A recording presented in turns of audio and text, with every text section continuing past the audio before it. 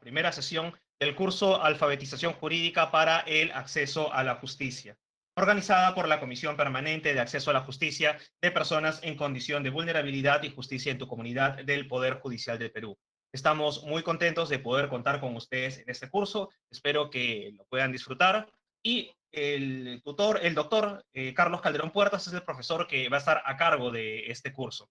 Presentamos al doctor Carlos Calderón Puertas. Él es juez supremo de la Corte Suprema de Justicia de la República y vicepresidente de la Comisión Permanente de Acceso a la Justicia del Poder Judicial del Perú. Ha sido presidente de la Corte Superior de Justicia de Lima Norte, ha publicado infinidad de artículos jurídicos y el libro La Casación Civil en el Perú.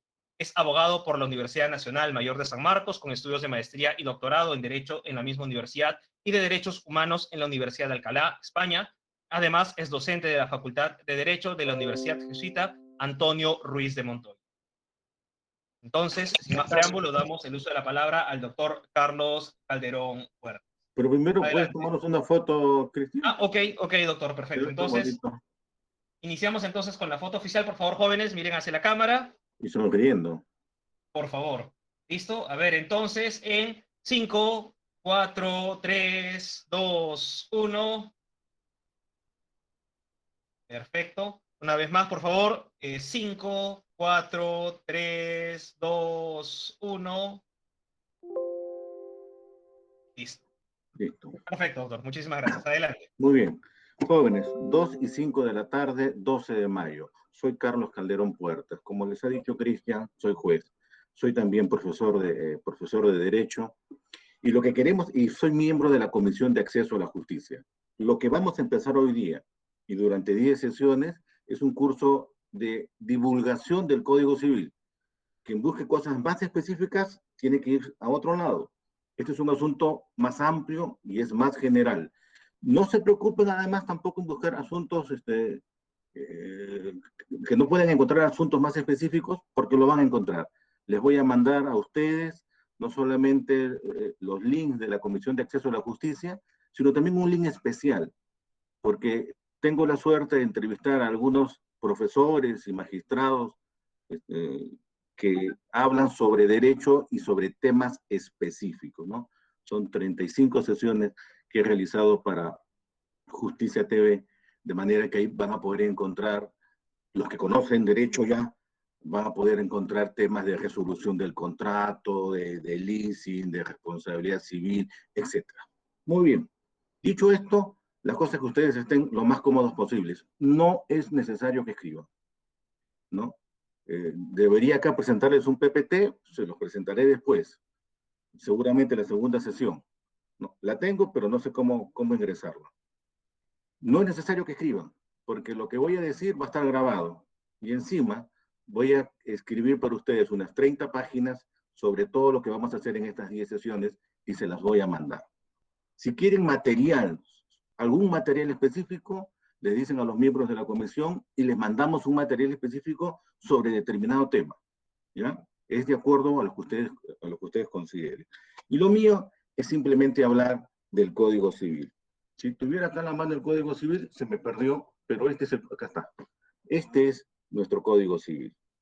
Lo vamos a estudiar en 10 sesiones. 10 sesiones, jóvenes, es insuficiente para tratar el Código Civil.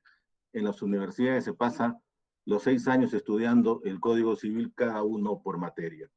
Pero lo vamos a hacer de la manera más rápida y sencilla posible. ¿Para qué sirve este material que tengo acá? ¿Para qué nos sirve este código, este libro, este conjunto de artículos? Nos sirve porque va a regular nuestra vida cotidiana, la vida común, la vida ordinaria, la vida habitual. Miren ustedes, para tenerlos así de manera precisa, para que ustedes comprendan la intensidad de lo que regula el Código Civil. Uno se levanta hoy temprano, a las 7 de la mañana, o se levanta a las 8 de la mañana, y uno cuando se despierta y abre los ojos, está en una cama, y está en una casa. Y esa casa es su domicilio. ¿Y cómo sabemos cómo se regula esto del domicilio? En el Código Civil. Uno se levanta y dice, buenos días, pa, buenos días, ma. O saluda a su hermano. Y entonces descubre que tiene relaciones filiales con su madre, con su padre. ¿Y eso dónde se regula? Se regula en el Código Civil. Uno sale a comprar el pan, compra 10 panes por 2 soles, regresa con 10 panes o con 8 panes, y lo que ha hecho es un contrato de compra-venta.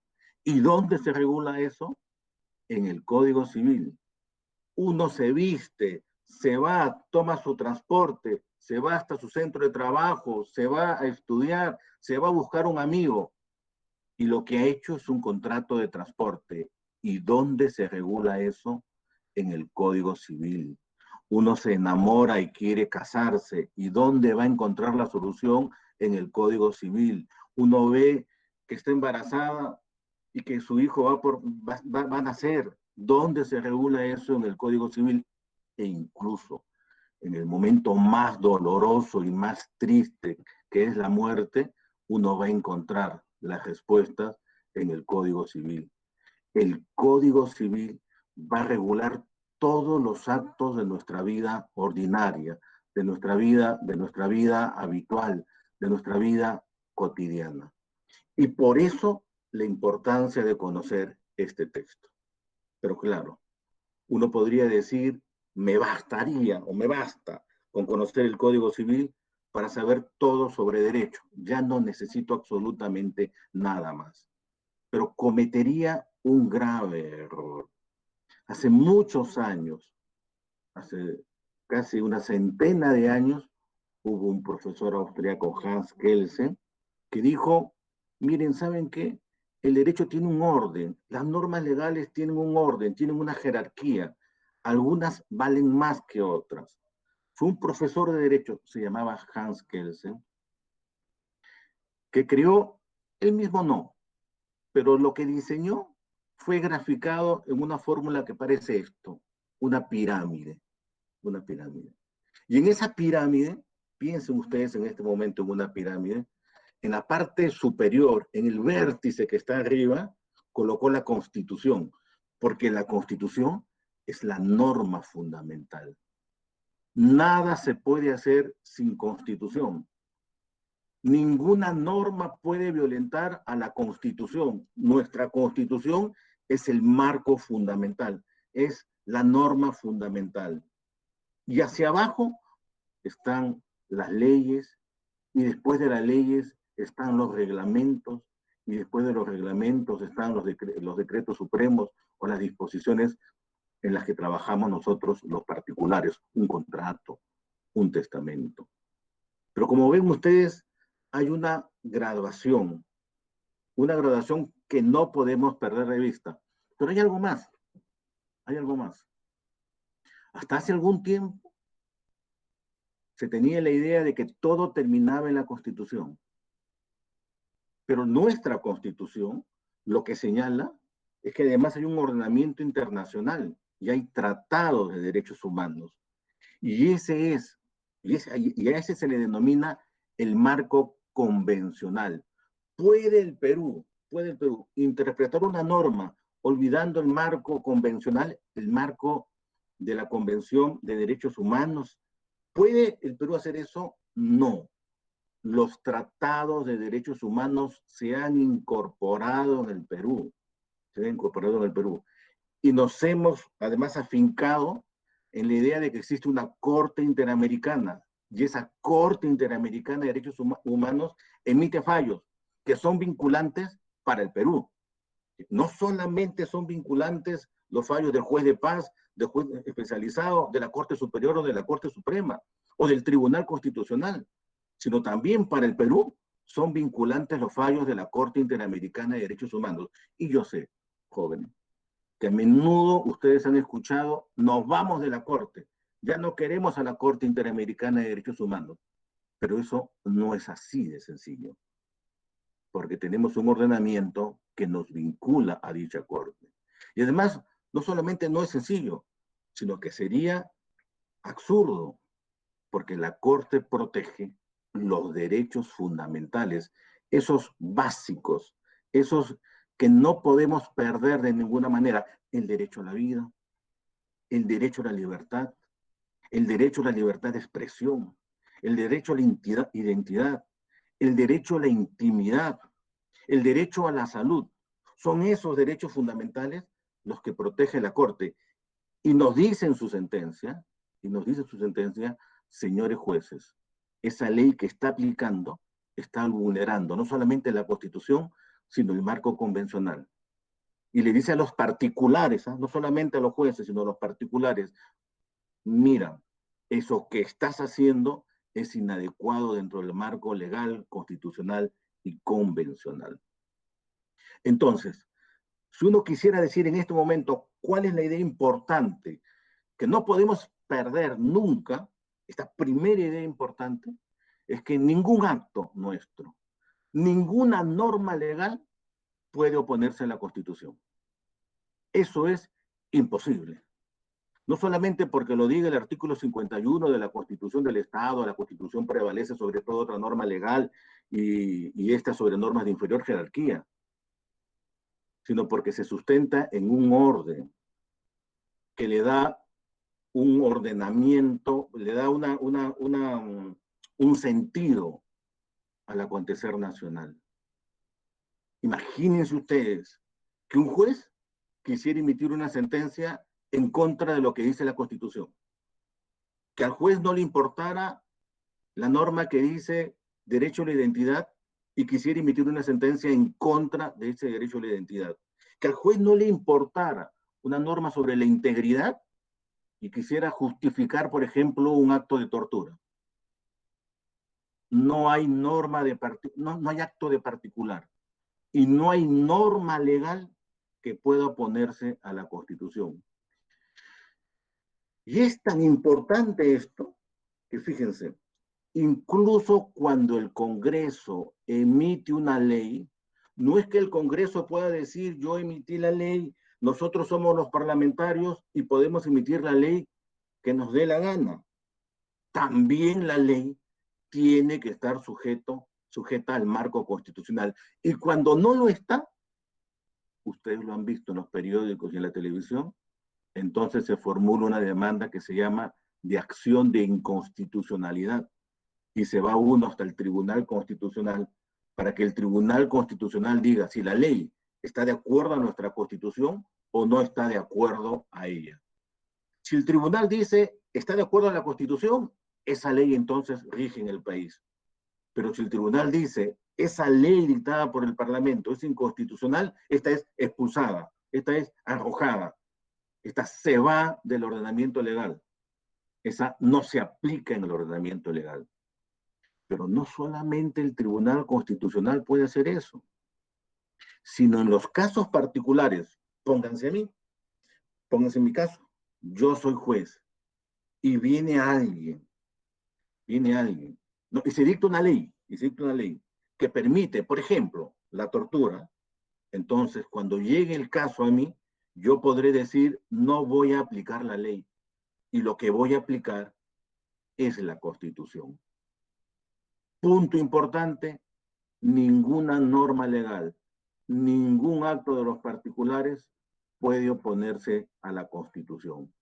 Y esto lo vigilan los jueces, lo vigila el Tribunal Constitucional y en su caso, si existe vulneración, se puede ir incluso hasta la Corte Interamericana de Derechos Civiles Humanos. Perfecto.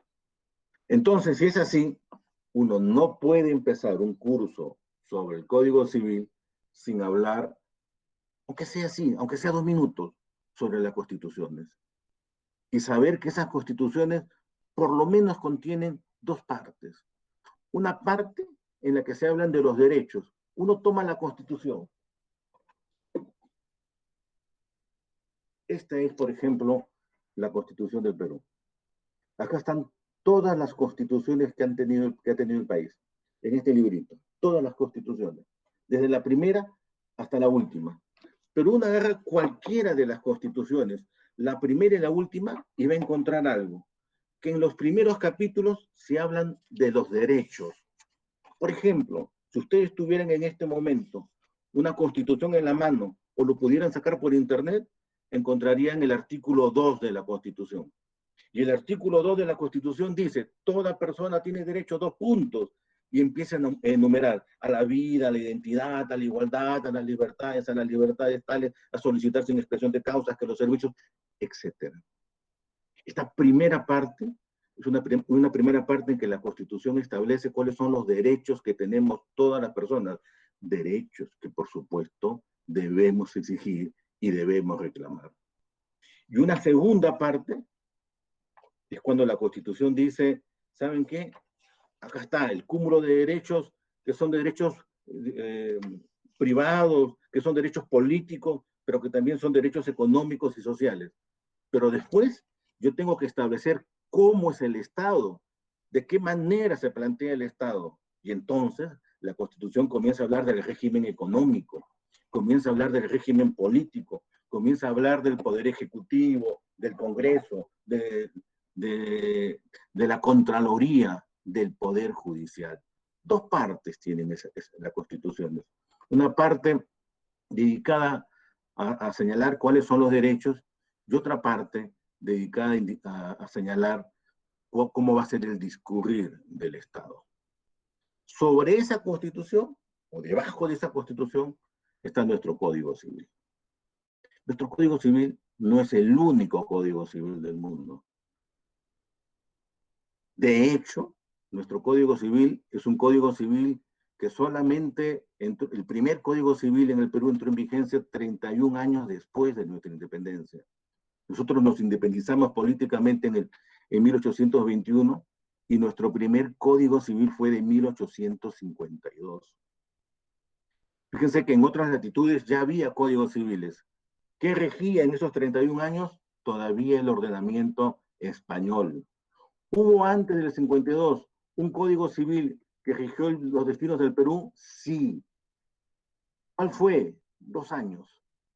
Durante la Confederación Perú-Boliviana. El código que Santa Cruz había ideado para Bolivia es el código que rigió en el Perú durante la Confederación Perú-Boliviana. Pero una vez terminada la Confederación Perú-Boliviana, ese código dejó de regir en el país. Por eso, el primer código hecho por peruanos fue el de 1852. El segundo código fue el de 1936. Y el último código, es decir, este que tengo en la mano, es del año 1984. Ese código contiene un título preliminar y está dividido en 10 libros. No es que sean 10 libros, 10 tomos distintos, sino que cada tema se le denomina libro. Y entonces contiene el libro de personas, de actos jurídicos, de familia, de sucesiones, de reales, de obligaciones, de fuentes de las obligaciones, de prescripción y caducidad, de registros públicos y hasta de derecho internacional privado. 10 libros, un título preliminar que tiene 10 artículos y los libros que contienen 2.122 artículos. Con esa cantidad de artículos se pretende regular lo que es la vida cotidiana de nosotros. Y nosotros, nuestro trabajo, ahora y durante 10 sesiones, es saber algo de este Código Civil. Dije que empezaba con un título preliminar. Recuerdo, no es necesario que apunten nada. Sobre lo que voy a decir va a estar grabado, pero además, si a algunos ya no les gusta ver mi cara, podrán leerlo cuando les mande un escrito. Ese Código Civil empieza con un título preliminar. Yo no voy a hablar del título preliminar, sino solo para decir alguna cosa. Es que el título preliminar del Código Civil es importante porque la primera ley importante, antes que las constituciones fueran tan gravitantes como lo son ahora, estaban en el Código Civil. Y por eso en el Código Civil no solamente se regulaba temas de particulares, de privados, sino se colocaba temas generales. Por ejemplo, la ley solo se deroga por otra ley. Es un asunto que excede el marco de los particulares, del mundo de los privados. La ley solo se deroga por otra ley. Y cuando uno se pregunta, ¿y por qué lo encuentro en el título preliminar del Código Civil? Tiene que responderse, es porque en algún momento del acontecer histórico, el Código Civil fue una de las leyes más importantes. Y por eso se colocaba, la ley solo se deroga por otra ley, está impedido el ejercicio abusivo del derecho, la ley no tiene efectos retroactivos, es decir, la ley nunca va para atrás, salvo en algunos casos especiales, pero en general la ley no va para atrás, o el derecho protege el orden público y las buenas costumbres, o los jueces deben aplicar la ley pertinente. Cualquiera de estas expresiones que he mencionado parecen sencillas, ¿no? Parece que no tuviera otra significación, solamente podría haber una sola significación y sería un asunto nada complejo. Pero la invitación a hablar sobre el Código Civil empieza por decir es que todo se complejiza. Porque, por ejemplo, entre una norma, el artículo 5 del título preliminar, el derecho no protege los actos que vulneren el orden público o las buenas costumbres, uno podría preguntarse, olvídense del orden público, olvídense del derecho que no protege el orden público, pero uno podría decirse, el derecho no protege las buenas costumbres. Y uno podría, cualquiera de nosotros, los 28 que estamos aquí, podríamos preguntarnos, ¿y qué son las buenas costumbres? Las buenas costumbres son las que adquirí en mi casa, las que tiene el vecino del frente. Las buenas costumbres son las que me dice el Estado, las que me dice mi iglesia, las que me dice mi partido político. Entonces, un tema que parece banal, que parece sencillo y que parece claro, es un tema que de pronto se nos complica. Y así, jóvenes, es el derecho. Las palabras pueden significar más de lo que eventualmente uno escucha y pueden además tener diferentes significados. Muy bien, listo. Entonces, tenemos dos puntos para empezar este tema, ¿no es cierto? El primer punto es que la Constitución es nuestra norma fundamental. Nada puede ir contra nuestra Constitución. Y el segundo punto, igualmente importante, es que tenemos un Código Civil que enmarca la vida de los particulares en un título preliminar y en 10 libros. Dicho esto, empecemos con la gracia. Empecemos con nuestro primer artículo del Código Civil. Yo lo abro acá, encuentro el artículo primero del Código Civil y dice así: la persona humana es sujeto de derecho desde su nacimiento. La persona humana es sujeto de derechos desde su nacimiento. Y enseguida agrega, la vida humana comienza con la concepción. Artículo primero del Código Civil. El inicio de la vida humana. Y entonces empecemos con esto, que es lo que tienen que también tener en claro.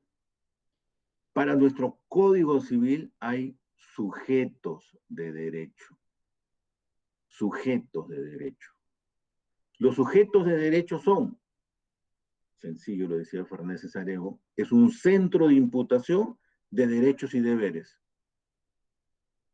Tiffany es un centro de imputación de derechos y deberes. Marcia es sujeto de derecho porque es un centro de imputación de derechos y deberes. Es decir, el Estado, los particulares, le está reconociendo a Marcia, a Tiffany o a cualquiera de nosotros, a Jan, le está reconociendo que tiene derechos, pero también tiene deberes. Y para nuestro Código Civil son cuatro los sujetos de derecho. El concebido, la persona humana. Como realidad biológica, el concebido y la persona humana. Y como realidad social, la persona jurídica inscrita y la persona jurídica no inscrita. No hacerse problemas todavía. Acá recién estamos empezando. ¿Hay alguna definición de sujeto de derecho en el Código Civil? No. ¿De dónde se saca esta noción de sujeto de derecho? Desde la teoría. ¿Por qué una persona debe estudiar? Para saber que hay algo más de lo que dicen los propios códigos. Si un abogado simplemente leyera el Código Civil, encontraría que hay algunas cosas que no se encuentran en el código, como qué cosa es un sujeto de derecho. Nos basta a nosotros saber que es un centro de imputación de deberes, un centro normativo un centro de imputación normativa de derechos y deberes, ¿no? Y que son 4 los sujetos de derecho. Discusión que puede uno comenzar a conflictuar en el mundo moderno si de verdad son 4 o si es que no aparecen sujetos de derecho distintos. Pero en fin, para nuestro Código Civil es 4 y nosotros no entremos en ese debate. Lo segundo, la vida humana, dice el Código, empieza con la concepción. Ojo, la vida humana no empieza cuando uno es persona. La vida humana empieza con la concepción. Así tenemos que empezar a tener claras las cosas. Ahora viene lo bueno. Porque uno dice, si la vida humana empieza con la concepción, entonces la concepción será el momento en que el espermatozoide se encuentre con el óvulo. Y que el momento, que más o menos es de 24 horas, en el que los 23 cromosomas que lleva el espermatozoide del hombre con los 23 cromosomas del óvulo de la mujer, forman eso que se llama el cigoto. 46 cromosomas que son distintas del papá y 46 cromosomas distintas de la mamá. Y entonces uno dice, en ese momento empieza la concepción. Y esa es solo una de las respuestas que puede darse. Cuando el código dice la vida humana comienza con la concepción, no es tan sencillo como decir es en el momento en que el espermatozoide se encuentra con el óvulo, porque hay otras posibles respuestas. Y otra de las posibles respuestas es que ese cigoto que todavía se está formando, ese cigoto que incluso puede expulsarse casi de inmediato, ese cigoto que incluso hasta se puede transformar en una piedrita, tiene que comenzar a discurrir hasta anidarse en las paredes del endometrio del útero materno. Y solo, dicen algunos, y más o menos esto ocurre al 14º día, 10, 14 días, y solo cuando ese cigoto se ha anidado en las paredes del endometrio, para algunos es ahí empieza la concepción, no antes. Antes ese cigoto pudo haberse destruido, Ese cigoto pudo haberse transformado en una piedrita. Ese cigoto pudo haberse expulsado de inmediato. Pero cuando el cigoto ha hecho el camino y ha encontrado a las paredes del endometrio, entonces ahí se ha pegado lo que se llama anidar. Y para algunos es en ese momento y no en otro donde empieza la concepción. Pero para otros el asunto todavía es más complejo. No es cuando el espermatozoide se encuentra con el óvulo, ni es cuando se ha pegado a las paredes del endometrio. La vida humana empezaría cuando se ha construido el sistema nervioso central, porque se parte de un supuesto, y lo pueden hacer, leer la Ley General de Salud, uno muere, no cuando el corazón deja de latir, sino cuando el sistema nervioso central deja de existir. Y entonces, si uno muere cuando el sistema nervioso central deja de servir, deja de existir, entonces uno debería nacer o debería tener vida humana cuando el sistema nervioso central empiece a funcionar. Y como ven ustedes, hay diversas teorías. Ahora, claro, uno podría responder, bueno, pues hay diversas teorías y cada teoría que tenga lo suyo y es muy bacán y muy interesante, pero no nos sirve de nada. Pero que cada teoría tiene una importancia fundamental, fundamental. Porque fíjense ustedes, si yo creo, o si ustedes creen, que el nacimiento, perdón, que la concepción se logra en el momento en que el espermatozoide se junta con el óvulo, entonces ustedes podrían responder, podrían llegar a esta solución. La píldora del día siguiente sería un acto inconstitucional, no podría ser dada por los consultorios nacionales, por las clínicas o los hospitales, porque estaría poniendo fin a la vida, que está protegida en el artículo 1 del Código Civil y en el artículo 1 y 2 de la Constitución del Estado. Pero si ustedes consideran que eso no es así, que la vida va a empezar cuando el cigoto se anide en el endometrio, que ocurre dentro de los 10 o 14 días, entonces la píldora al día siguiente no tendría ningún problema. Podría utilizarse válidamente desde que en ese momento, y por lo menos hasta los 14 días, no hay todavía vida existiendo. Y uno podría seguir el camino, no, y si ese sistema nervioso central, entonces se podría permitir la expulsión de ese pequeño embrión hasta antes de la constitución del sistema neurológico central. Y esta discusión es interminable. Pongan en internet la discusión sobre la ley del aborto que ha habido hace poco en Argentina y encontrarán que esta discusión se hace interminable. Y fíjense, solamente estamos en la primera línea del libro de Derecho Civil. La vida humana comienza con la concepción, nos coloca en esos términos. Ahora bien, alguna respuesta tendríamos que dar nosotros. Y ya les dije a ustedes que tenemos un sistema que se ampara en la norma legal, que se ampara en la Constitución, pero que también tiene que ampararse en las normas convencionales. Y tenemos un sistema jurisdiccional que es peruano, sin duda, pero que en algunos momentos se torna convencional, porque se puede recurrir a la Corte Interamericana de Derechos Humanos. Y la Corte Interamericana de Derechos Humanos, en un caso ya hace apenas un par de años, que se llama el caso Artavia Murillo, ya señaló que la vida humana no empieza cuando el espermatozoide encuentra al óvulo. Y eso significa, fíjense, dentro de los términos del esquema jurídico que tiene el Perú, significa que tenemos que respetar esa interpretación de la Corte Interamericana. Por eso, cuando se discute, por ejemplo, las circunstancias de lo que se llama el aborto y la discusión sobre la existencia de la vida humana, uno no puede decir, ¿sabes qué? Yo ya tengo la respuesta, porque yo he encontrado este Código Civil y he visto que la vida humana comienza con la concepción, porque la respuesta no puede ser esa.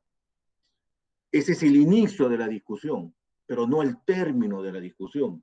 Y la respuesta no puede decir tampoco, tengo una sentencia del Tribunal Constitucional que dijo que empieza con la concepción, porque tendría uno que saber que hay otra sentencia del tribunal que dijo una cosa contraria y hay otra sentencia de la Corte Interamericana que modificó los hechos. Pensar o tratar de solucionar nuestras discusiones simplemente con lo que dice la norma legal o simplemente con una sentencia que uno puede encontrar, no vale acá. La idea de este curso es comenzar a abrir determinados conceptos. Número dos. Ese sujeto de derecho, pero ese concebido ya es sujeto de derecho. Uno puede pensar que es desde el primer día, desde el 14, desde los 3 meses. Una vez que uno determine desde cuándo es que llegue a una conclusión, uno tiene que dar otro paso y decir, ya está, ya es un concebido. ¿Y qué vamos a hacer con el concebido? ¿El concebido no es nada para el Perú? Respuesta, no. Para el Perú, el concebido es un sujeto de derecho. Y si es un sujeto de derecho, un centro de imputación de deberes y derechos, es, por lo tanto, un sujeto que merece tutela y cuidado. El concebido merece tutela y cuidado.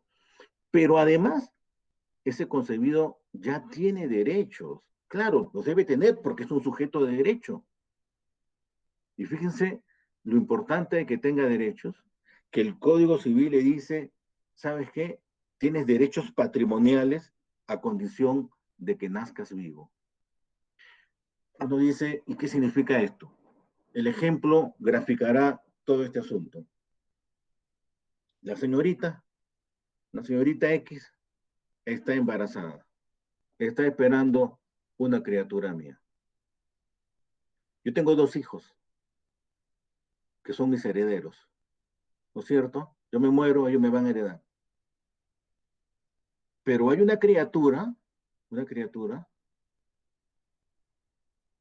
un concebido, una señorita que está embarazada y un hijo mío que todavía no ha nacido, pero que ya es concebido. Y el Código Civil le dice, oye, ese concebido que está ahí, por si acaso, tiene derechos patrimoniales, ¿eh? A condición de que nazca vivo. Y miren ustedes esto. Si ese concebido muere, no hereda. Los que van a heredar toda mi fortuna, que son solamente mis libros, son mis hijos, Gabriel y Lucía. Pero si ese concebido vive, entonces tenemos 3 herederos. Y como ese concebido es sujeto de derecho y merece tutela, entonces a ese concebido hay que cuidarlo. A ese concebido hay que resguardarlo. No es tan simple como decir, ese concebido está en la panza, ahí se queda y no nos importa para nada. No, ese concebido merece la tutela del ordenamiento jurídico. Entonces tenemos, por supuesto, todo esto ha sido una discusión enorme en el mundo. Para algunos, el concebido antiguamente se consideró solamente una parte de la mujer, una porción de la mujer, como el hígado, como el intestino, ¿no? Como el vaso, nada más. A lo largo del camino se ha llegado a esta conclusión: el concebido es sujeto de derecho y merece tutela. La discusión actual es desde cuándo merece tutela, desde qué momento merece tutela. Y esa discusión es actual y cambiante, y cambiante. Lo que hoy se considera cierto, dentro de pocos se pone en discusión, se pone en debate. Hay una sentencia muy importante norteamericana, en el caso Roe versus Wade, en la que la Corte Suprema norteamericana establece la división 3-3-3. Los primeros 3 meses, ese concebido puede ser abortado. En los siguientes 3 meses, como ese concebido ya es viable, solamente puede ser abortado si es que tiene alguna disposición médica, pero en los últimos 3 meses, absolutamente viable la criatura, ese concebido merece toda la tutela del Estado. Pero es una sentencia, y las sentencias norteamericanas eventualmente, con los cambios que hay en la Corte Suprema, pueden ser modificados, y de hecho ya hubo una posición para modificar esta sentencia. Ese es el debate que ustedes lo tienen, moderno. Es un debate absolutamente moderno. Como es moderno, por ejemplo, el debate del nacimiento, de cómo surge la vida humana. Si la vida humana solamente surge por el contacto entre hombre y mujer, o si la fecundación también puede hacerse fuera del útero materno. Como en efecto se puede hacer, fecundar fuera del útero materno. Y entonces la pregunta será, ¿qué es eso? ¿Qué es eso que está fecundado fuera del útero materno?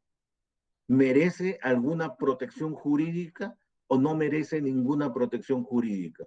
Y sobre eso hay tanta tela para cortar, ¿no? Hay hasta el caso de un argentino que fue nombrado en algún momento protector de los embriones humanos porque estaban ahí diseminados en las clínicas, y en Argentina se le nombró para que viera cuántos embriones humanos estaban en las clínicas, y ninguna clínica le dio respuesta alguna, ¿no? ¿Qué son los embriones que están congelados? Puedo usar los embriones, por ejemplo, yo me muero, ¿no? Pero hay mi espermatozoide está congelado y yo me muero. ¿Puedo usar mi espermatozoide congelado para tener un hijo? ¿Para que yo, el muerto, tenga un hijo? El muerto puede tener un hijo. ¿Quién sería el hijo de un hombre muerto? Y todo esto tiene que ver con los temas tecnológicos de la actualidad. Pero yo no puedo seguir ahí. Yo tengo que seguir por el Código Civil y seguramente en algún momento, quizás en tiempo, hablar sobre este punto. Tenemos ya entonces nuestro primer sujeto de derecho. Hay que hablar de nuestro segundo sujeto de derecho. Y nuestro segundo sujeto de derecho es la persona. Nosotros. Ustedes ya saben, seguramente se los han contado, que la persona era la máscara que se colocaba antiguamente. Una persona se ponía una máscara y esa máscara era la persona. Pero en general, para hablar de las personas, uno tendría que decir, siguiendo la tónica del Código Civil, que es también un sujeto de derecho y que somos personas desde nuestro nacimiento. Y entonces uno volvería a encontrarse, qué bonito, ya somos personas desde nuestro nacimiento. ¿Ha sido siempre así? Y la respuesta es no. Si ustedes tuvieran en la mano el Código Civil de 1852, encontrarían una cosa particular, enorme. Encontrarían un artículo que dice que la persona humana no puede tener las características de un monstruo. Es decir, que la persona que ha nacido y tiene determinadas deformidades, esas que llamamos monstruos, esas no pueden ser personas humanas. La mayoría de ustedes debe haber visto El Jorobado de Notre Dame, en la versión de Disney. Y si la han visto, recordarán el primer momento en que la gitana se va despavorida y llega hasta las escalinatas de la iglesia, y ahí fallece, y entonces el sujeto que está en el caballo abre la manta y encuentra un ser mostrenco, un ser sin, sin, sin, sin las características propias de un ser humano. Y dice, ¿qué es esto? No dice, ¿quién es este? Sino dice, ¿qué es esto? Y eso mismo, que narra Víctor Hugo, no crean que es un acto real. Algún día, ojalá, vean una película fabulosa que se llama El Hombre Elefante, basada en un hecho real, basada en la historia de Joseph Merritt, que también tuvo su cuerpo contrahecho. Y una parte maravillosa en esa película, en la que él camina por las calles de Londres y tenía una bolsa de papel en la cara para que no lo mirara, pero unas criaturas le quitan la bolsa de papel, la gente despavorida lo ve monstruoso y lo comienza a perseguir y lo lleva hasta los baños del metro de Londres, y él grita, yo soy un hombre, yo soy un hombre.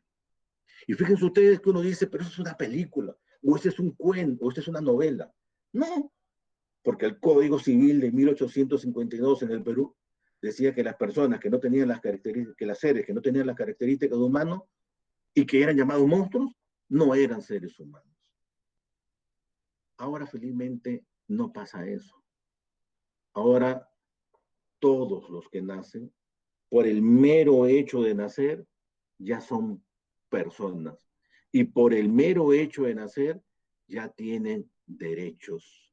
Son sujetos de derecho. Y miren, y como son sujetos de derecho, entonces tienen algunos derechos que se llaman de la personalidad. Unos derechos que nadie nos puede quitar, a ninguno de nosotros, que nadie les puede quitar a sus hijos. Son derechos que nos pertenecen, que son inherentes y esenciales a nosotros, que son derechos innatos, que no es que el Estado los reconozca, que no es que el juez los reconozca, que no es que el vecino los reconozca, sino que son innatos, que son inherentes y esenciales, de los que no se puede disponer y que además son derechos extrapatrimoniales. Y miren ustedes que nuestro Código Civil, perdón, y como tienen esas características de innatos, inherentes, esenciales, solo disponibles parcialmente, y tener el carácter de extrapatrimonial, son protegidos. Y son protegidos no solamente por las normas del Código Civil y por las normas del Código Procesal Civil, sino son protegidos por este librito que está acá, por esta Constitución. Y esta Constitución dice, estos derechos son derechos fundamentales. Y como son derechos fundamentales, vamos a crear un conjunto de normas que no son las mismas normas para resolver el caso de propiedad, para resolver el caso de los contratos, para resolver el caso de las herencias, sino que son normas especiales, procesos especiales. Y se crea entonces los procesos constitucionales. Alguien perturba mi libertad. Por ejemplo, encuentro que una persona de allá, el de la esquina, se coloca frente de mi casa, vigilándome a dónde voy, por dónde camino, vulnerando mi libertad. Y entonces, ¿saben lo que pueden hacer? ¿Saben qué existe en el Perú? Existe un proceso constitucional que se llama el de habeas corpus. Y voy donde un juez y le digo al juez, señor juez, ese caballero me persigue a todos lados y vulnera mi libertad. O viene un policía y me detiene y no me dice por qué, no me quiere decir por qué, y me detiene en la comisaría, pero estoy detenido en la comisaría. Peor es si estuviera en la prisión, peor es si estuviera en algún lugar escondido, pero ya estoy en la comisaría y no me quiere soltar y no me quiere decir por qué. Entonces, cualquiera, Tiffany, ¿sabes qué? En un papel, en un papel. Y si quieres a mano, le mandas, inicias un proceso constitucional dirigiéndoselo al juez constitucional. Pero Tiffany, de repente tú no puedes hacerlo, no tienes ni papel, es más, estás ahí en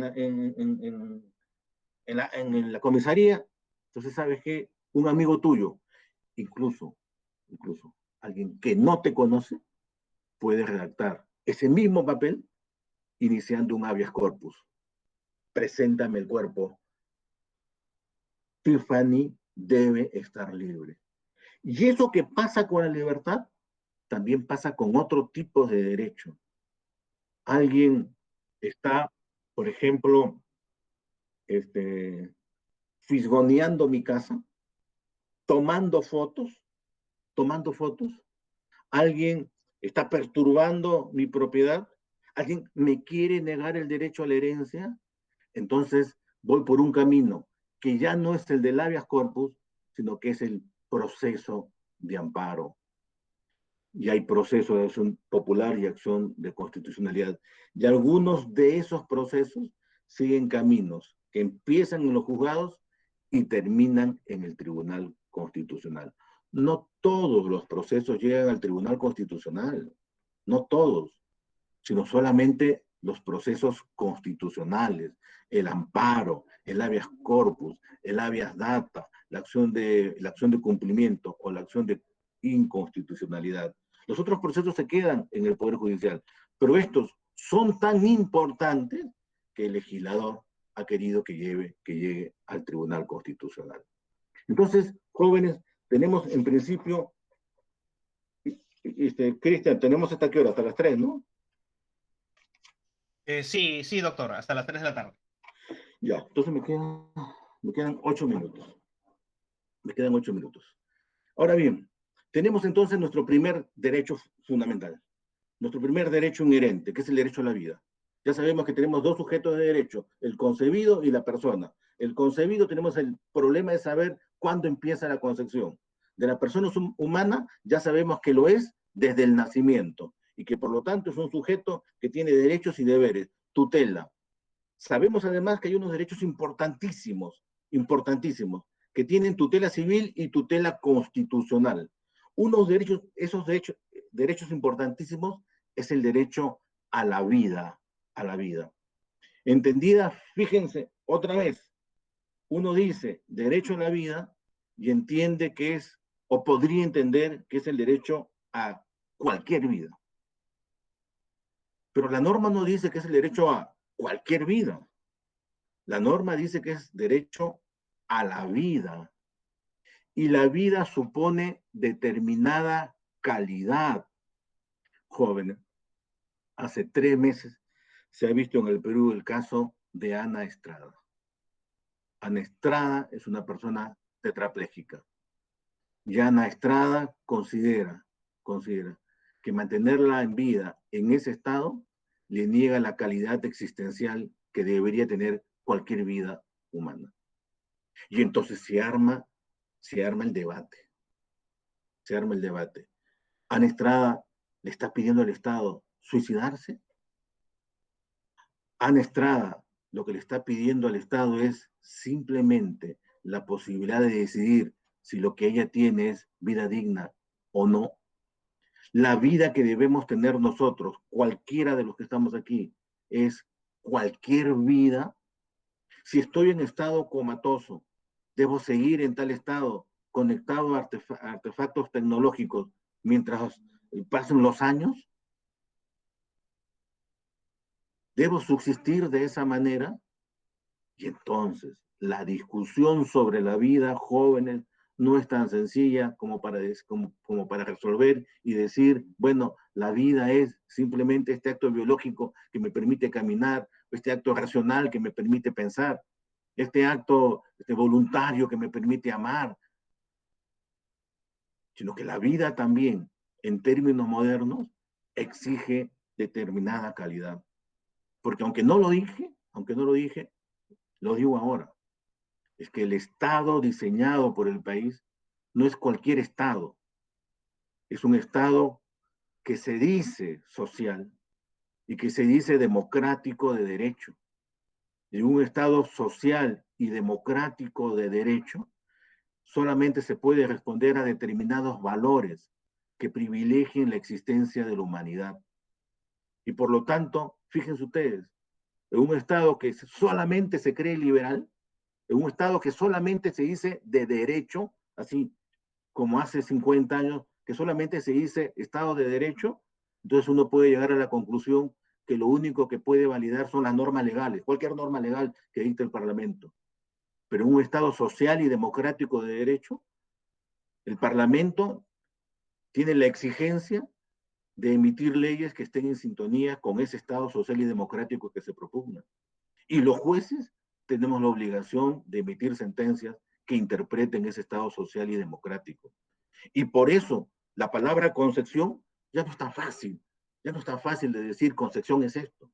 Y la palabra vida ya no es tan fácil como para decir vida es, aunque tengas un respiro llevado, formado por máquinas que te permiten insuflar el pulmón con un poco de oxígeno.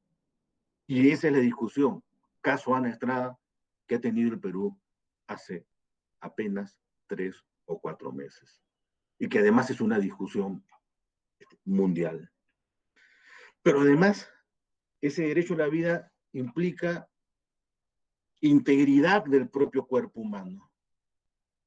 ¿No es cierto? La integridad significa, entre otras cosas, no a la tortura. Y no a la tortura solamente física, sino también a la tortura psicológica. Pero en términos de nuestro derecho civil, para no ir al campo constitucional, significa de que yo no puedo disponer libremente de mis órganos que me hagan falta. ¿Puedo disponer de mis órganos para salvar vidas? Sin duda. Yo puedo dar parte de mi hígado para sanar a mi hija, para sanar a mi hijo. Puedo dar un riñón para sanar a cualquier persona. Pero miren lo que va a pasar. Miren lo que dice el Código Civil. El Código Civil se pone, por si acaso, que todo el derecho es sentido común. ¿Eh? A eso van a apelar, al sentido común, ¿no? A lo que harían generalmente los seres humanos. Y miren aquí, sin necesidad de que ustedes revisen el código, uno le va a donar su hígado a su amigo o a su amiga. Y donar un hígado da miedo. Da miedo. Lo haces por un acto de amor, pero da miedo, da miedo. Y miren ustedes que entonces Carlos Calderón, que ha dicho que va a donar su riñón a su amigo, y su amigo está feliz, porque con eso va a tener una vida plena, le da miedo justo cuando está en el nosocomio, en el hospital, en la clínica, justo cuando le están quitando la ropa para ponerle una bata, justo en ese momento le da miedo y le dice al médico y se levanta y dice, ya no quiero nada, no quiero, no voy a donar, no voy a donar, no quiero, me dio miedo. Carlos Calderón va a sufrir, se le puede demandar a Carlos Calderón por los daños ocasionados a su amigo. Su amigo puede decir, mira, yo pensaba que me ibas a dar el riñón y cuando no me lo diste, faltando apenas 5 minutos para iniciar la operación, cuando te levantaste de la cama y te fuiste corriendo, me causaste un daño y una desazón tremenda, un dolor inmenso. Te pido una indemnización. Y el Código Civil le dice, no, no. En estos casos, cuando uno causa daño a alguien, por si acaso, tiene que indemnizar. Pero en este caso, el legislador, simplemente pensando desde el sentido común, nos dice, es que es factible que alguien tenga miedo. Es factible que alguien diga, no quiero. Y por eso no indemniza. No pide indemnización. Miren algo más. Miren algo más. Ustedes sacan su DNI y en la parte de adelante dice donación de órganos. Ustedes pueden poner sí o pueden poner no. Si dicen sí, están habilitando a las personas para el uso de sus órganos en caso les pase algo. Y jóvenes, son las 3, pero antes de irme, un último punto. Un último punto. La maternidad subrogada. Es decir, lo que nosotros conocemos como los vientres de alquiler. Es posible en el Perú que haya contratos de vientres de alquiler. Estos contratos de vientres de alquiler son en realidad contratos, porque un contrato tiene un contenido patrimonial, ¿no? Algo que puede ser valuado económicamente. Cuando a una señora, porque yo no puedo tener hijos con mi esposa, le digo, ¿sabes qué? El embrión, que además ha sido hecho in vitro, o sea, fuera del útero materno, que ha sido hecho en probeta, ese embrión, formado por mi espermatozoide y el óvulo de mi esposa, lo voy a colocar en su útero, señora, para que usted lleve el embarazo durante 9 meses. Eso puede ser un contrato. ¿Qué sucede si la señora, después de los 9 meses, luego del parto, dice, ya no quiero darte la criatura porque es mi hijo?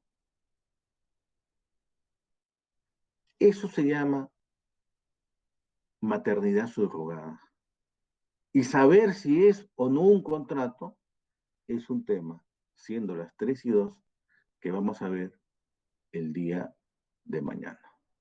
Nos quedamos en maternidad subrogada y después hablaremos sobre identidad, intimidad y otros artículos del Código Civil, hasta ver si es posible, ojalá, acabar con la muerte, el fin de la vida humana, y con una cosa que es media dramática, pero no deja de ser algo jocoso, que es también la muerte presunta. Es decir, a alguien que se le ha dicho muerto y que regresa. ¿Qué pasa si yo, por ejemplo, estoy desaparecido algunos años y mi esposa me ha declarado muerto y después regreso? ¿Qué pasa si mi esposa ya se casó con otro? ¿Qué pasa con los bienes del muerto presunto que regresa? Eso es lo que vamos a ver el día de mañana, siendo las 3:03 de la tarde. Gracias. Espero que les guste. Espero que nos llevemos bien. Muchas Y gracias. Sí, cualquier adelante, doctor. comentario se lo hacen llegar a Cristian para ver por dónde avanzamos. ¿Ya? Muchas gracias, doctor, por esta primera clase del curso de Alfabetización Jurídica para el Acceso a la Justicia. También a ustedes, jóvenes, muchas gracias por participar. Antes de retirarnos de la sala, tengo algunos anuncios que hacerles respecto al tema del curso. Lo primero, nosotros comenzamos las clases de 2 a 3 de la tarde. Vamos a ir tomando asistencia conforme van colocando los comentarios en el chat y a través de las encuestas que van a estar respondiendo. Eso es respecto al tema de la entrada. Entonces, vamos a tomar asistencia hasta las 2:10, 2:15 a más tardar. Entonces, es importante que coloquen en los comentarios sus nombres completos y que estén en la sala y que puedan responder las preguntas. Ahora, respecto a las encuestas. Como se habrán dado cuenta, lanzamos una encuesta al inicio de la sesión. ¿Sí? Entonces, esta encuesta de acá nos va a servir para primero ver el ingreso a la sala y también vamos a tener una encuesta de salida que es una pregunta cortita referente al tema que se ha tratado. Esta encuesta se va a lanzar faltando 5 minutos para que acabe el tema que nos va a brindar el doctor Calderón. En este momento, solamente por hoy, como estamos recién iniciando con esta metodología, acabo de lanzar la encuesta. No sé si la pueden ver ustedes ahí. ¿Sí? Hay una pregunta, la vamos respondiendo, y de esta manera vamos a ya finalizar la sesión. Para las personas que se encuentran a través del celular, como le explicaba en los comentarios, en la parte de abajo de la sala, en el celular, hay 3 puntitos, le das clic a los 3 puntitos, aparece actividades y ahí aparece la encuesta que hemos colocado. Por favor, vamos respondiendo la encuesta, por favor, sí, excelente. Lo segundo es que tenemos dos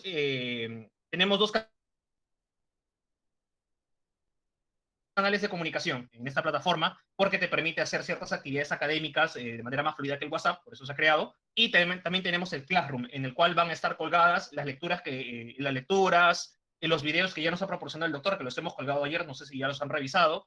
También la clase del día de hoy también se va a encontrar grabada y colocada en esta aula para que ustedes puedan acceder. ¿Sí? Y adicionalmente a eso, como ya lo habíamos comentado cuando conversamos con ustedes de manera telefónica, cuando Marcial estuvo conversando con ustedes de manera telefónica, este curso consta de 10 sesiones. Estas 10 sesiones se van a dividir durante estas 2 semanas hasta el día 25 de mayo. ¿Sí? Entonces, hasta el 25 de mayo tenemos la última clase y a partir de ese día se va a programar un examen final, el cual ya vamos a indicarles la duración de los días y a partir de cuándo va a estar colgado en el Classroom, obviamente. ¿Sí? Si tienen alguna duda o consulta, pueden escribirnos. Vamos a estar en el grupo del Telegram. Estamos mi persona, Cristian Vera, está Marcel Peña, está Rebeca Alfaro, y nosotros somos los que vamos a estar ayudándoles con los temas o las preguntas que tengan respecto al curso. No sé si tienen alguna duda o consulta hasta el momento. Levantamos la mano si queremos participar, por favor. Ahí tenemos la función de levantar la mano.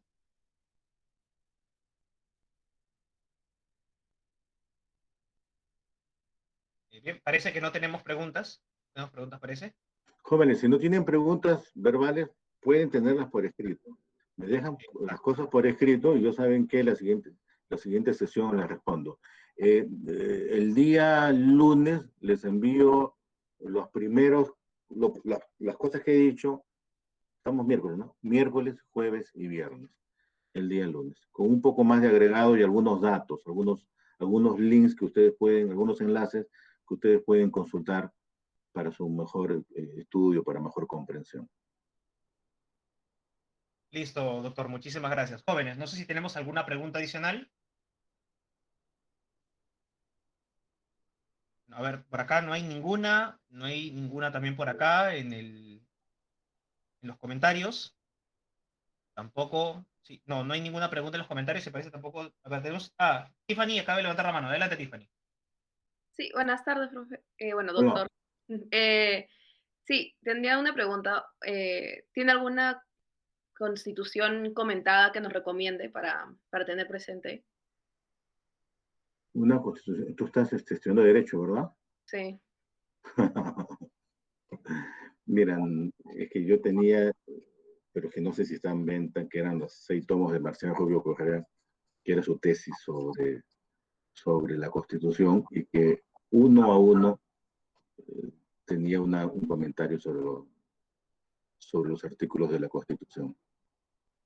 No, pero creo que no está en venta ya. Creo que no está en venta. Ya, ok. Muchas gracias, doctor. Muy buenas Pero, clases. pero de verdad, ¿saben qué?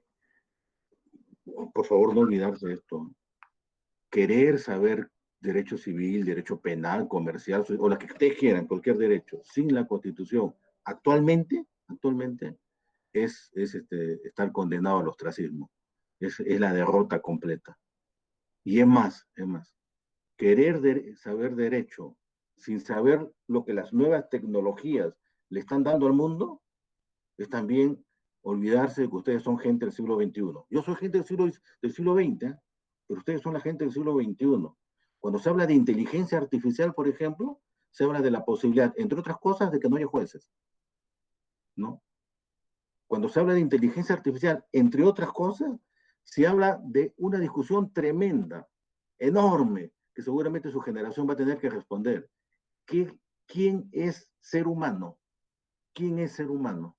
En el momento en que las máquinas puedan decidir sobre determinadas cosas, ¿qué categorías van a tener? En el momento en que casi todas nuestras construcciones pueden ser cambiadas desde una mano, en un aparato biónico, nuestros ojos, nuestro corazón, ¿qué cosas somos? Es decir, la respuesta que van a tener que dar con esta revolución tecnológica es una respuesta casi filosófica. ¿Qué es lo que nos hace ser humanos? Es una cosa tremenda, enorme e importante. Pero sin tecnología y sin conocimiento de idioma ajeno, el derecho actual ya no puede vivir. Ya, nos vemos el día jueves a las 2 de la tarde. Coman poco, porque si comen mucho les va a dar bastante sueño, coman poquito, apenas una lechuga con un cuarto de atún, como he hecho yo. Y ya después coman si quieren bastante. Listo, doctor. Muchísimas gracias. Jóvenes, muchísimas gracias. Un Doctor, anuncio cuídese adicional. mucho, gracias. Aún está pendiente Shadia y Giancarlos, por favor, ingresen al Classroom. Aún está pendiente la invitación. Y, no, Shadia no, perdón, Antoinette. Antoinette Acuña Paz, por favor, también ingresa al Classroom. Listo. Muchísimas gracias, doctor. Muchísimas gracias, jóvenes. Nos vemos No, el día de mañana. no, Misma joder, hora, no, mismo canal. Hasta luego. sí, Hasta luego, doctora. Es excelente ponencia. Cuídense. Chao. no, no. Gracias por su presencia.